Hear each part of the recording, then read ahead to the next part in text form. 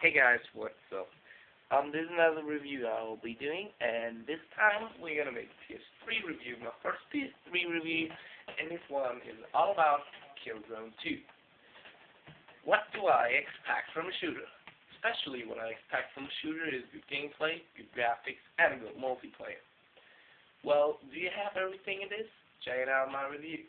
So let's start with the story.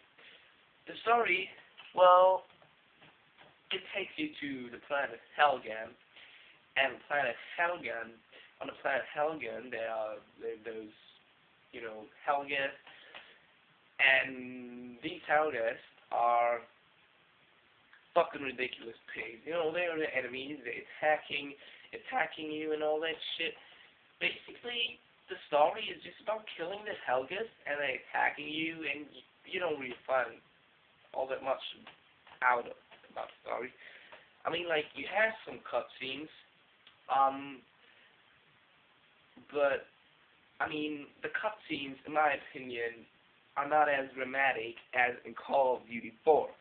In Call of Duty 4, they're very dramatic, and they're very, very exciting and all that shit, but in this one, they're very short, and they're not much.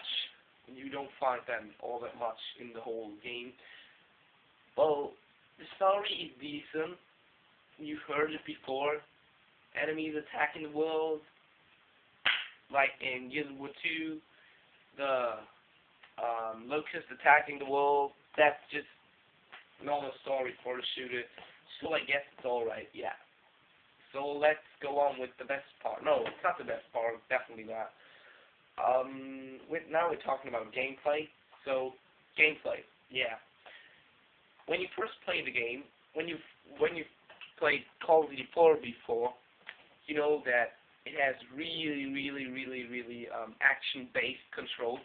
Like you can turn your weapon around very, very fast, and it's very easy to handle. In this one, the controls are lame. Yeah, I tell you, they are fucking lame.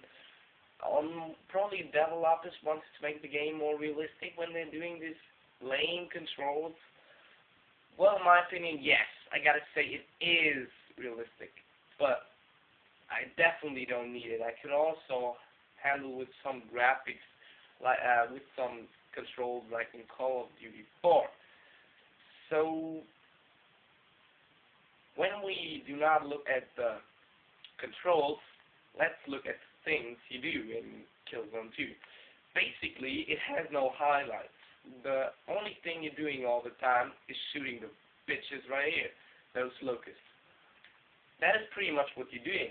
You shoot the locusts. Well, when I first said it has no highlights, it wasn't a mistake in my speaking. It was right. It has no highlights. There is one little boss fight, and it's fucking ridiculous. You have no highlights. In Call of Duty 4, you have so much fucking highlights. I mean, the whole game is a highlight. And in this one, you have no highlights. There's one boss fight, and that's it. Most of the time, you're just running around shooting locusts. But it has one special feature I really like. I mean, you found it in games before, but in this one, it's pretty well done because, I mean, it was never been there before in a first-person shooter like this. There is a cover system, and first-person cover system like this. See that? That is pretty damn cool, and that's the thing I really like on Killzone 2. This cover system is really exciting and interesting. Yeah, pretty much that is pretty much the gameplay. Yeah, that's what you do. And then let's go on with the graphics. This is the best part in whole Killzone 2. Yeah, it definitely is. The graphics are fucking amazing. The faces look so fucking real. The guns, you can't make a gun look realer. And, I mean, the whole environments are just beautiful. If you look at this level, all the lightning effects, that is fucking awesome. I've never seen that before. And these graphics are the best I've ever seen, I tell you. Let's go on with sound. Sound is the fucking best I've heard. Yeah, definitely it is. It also can match with the sound of Call of Duty 4. It's even better than the sound of Call of Duty 4, in my opinion. Well, yeah, that's pretty much it for that. Then you got the controls. I've already talked about the controls. They're lame.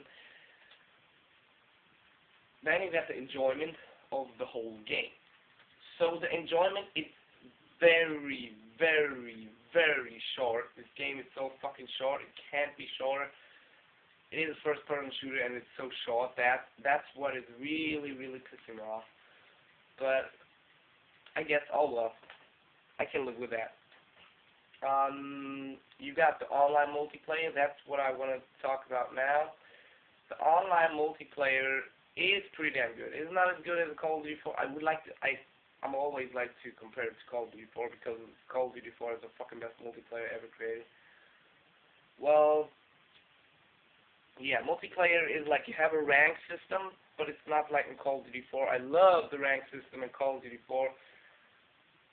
Yeah, you do not have as much buff. You do not have as much weapons as in Call of Duty 4. Like in Call of Duty 4, you can